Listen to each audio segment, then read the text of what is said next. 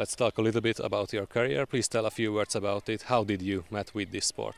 I got involved with a sport many years ago when I was just a young lad. I was looking for a sport I wanted to compete in. I started off with long distance running, would you believe, and didn't care much for that. Got involved in bodybuilding, did a little bodybuilding, did a little powerlifting, little strongman, little arm wrestling, and then I got involved with Highland Games, and then, you know, that was it. It was a match made in heaven for me. I loved Highland Games, I loved the travelling, I loved the competing, and from there I competed for 18 years professionally. Retired in 2003 due to injuries sustained through the throwing. It's the Highland Games.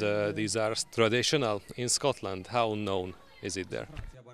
Well, the traditional Highland Games, it was formulated. The events we see today, they're all taken together and formulated in 1820. But the lineage, the history of the games date back 750 years BC to a games in Telton, Ireland. And from there the Irish come across to Scotland and games spread. But over the years, some of the events is not as old as the others, such as throwing weight with a bar, just over 200 years old. And but other events like caber toss, that dates back many centuries. Even King Calmore, Malcolm Canmore of Scotland, he had the occasional toss now and again. That was back in the 13th century, you know. But Highland Games, they have not changed in any way since they were formulated in 1820. As we see them today, that's how they've been done. So maybe we can say the traditions are very important in this sport. Tradition, for me, tradition is very important. I like to see everything done just in the same style it's been done since it's been formulated. I don't like to see any change. I like to see the wearing of the kilts, you know. Keep everything traditional, I'm happy with it, you know. The legend says the games initiated the war between the clans. Is that true? It was actually, you know, it actually helped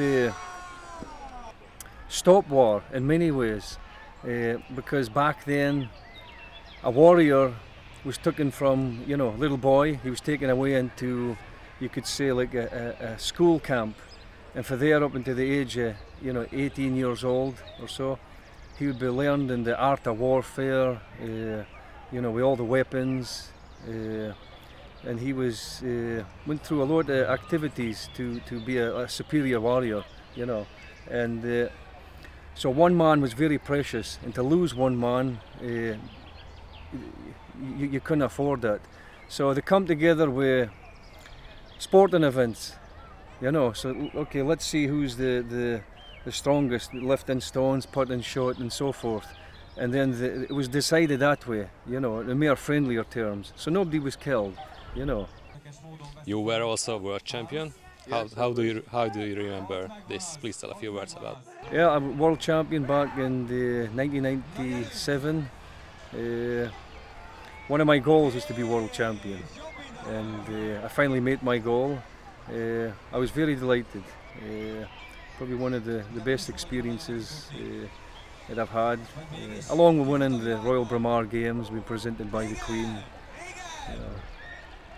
And how do you see the future of this sport? The future of sport is looking very good. The IHGF, International Highland Games Federation, was founded in 2001. To date, we've got 21 countries affiliated to the IHGF. And just in the last 2 years alone, we've had 11 countries affiliate. And the athletes coming into the sport in the amateur ranks, we're trying to promote this with European series, World Series, so that amateurs can make their way from the grassroots, so to say, the stables, through to the professional ranks. You know, they win their national championships, they make it to the World Amateur Championships, and for there they go through to the professional championships. The future is looking very good for Highland Games, very good indeed. The Olympic Games will be in London. The Olympic Games will help to take a little bit more popular these traditional games.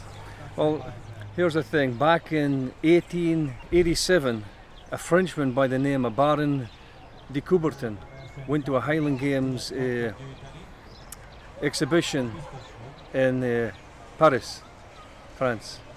From there he saw Highland Games in all its glory, going on in the size of a football pitch, caber toss and short put and hammer throwing. He was amazed by this, all these different events going on, you know, long jump and so forth. From there he got the idea for the modern day Olympics. And in 1896 we got the modern day Olympics. Through Coubertin going to Highland Games, from there getting the idea, that spurred him to the modern day Olympics.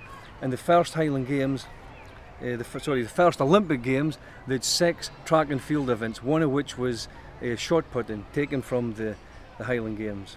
In 1900, hammer throwing was introduced to the Olympics. Again, a little different, they added the wire instead of the wooden shaft, but the idea come from Scottish Highland Games.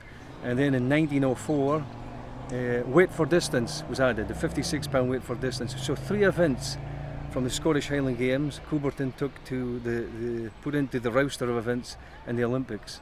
But then later on, 1920, that was the last time throwing the 56 was in the list of events in the roster. That was taken out. But still, 2 Scottish events in the Olympics that was taken from Highland Games. So yeah, it's got a lot of how you say, influence on other sports. And again, like the Hungarian Hammer, for me it was very interesting finding out last year that the Hungarian Hammer was fashioned on the Scots Hammer. Hungarian athlete back in 1970 saw the Highland Games, you know, saw actually a picture, you know, with the hammer. From there he got an idea for the Hungarian Hammer. Instead of the wooden shaft, he put a metal rod with a handle he can hold on with both hands, and here you go, the Hungarian Hammer, another event influenced by the Highland Games. Adam has a almost perfect caber truss in the weekend.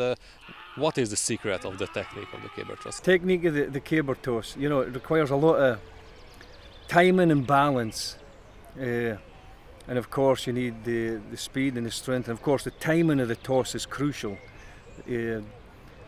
You know, the event started many centuries ago. It was a woodsman sport where woodsmen in the forest would fell the young trees, cut the branches off, take them to the edge of the river. They would be tossed in where they'd float downstream and be later retrieved. From there it made its way into the Highland Games as part of the events. Adam, very strong. On his last attempt he nailed the time, and just as it's leaving the shoulder, he nailed it. He got a 12:01. So yeah, Hungary's got good caber tossers. As well as great strongmen, you've got great Highland Games athletes.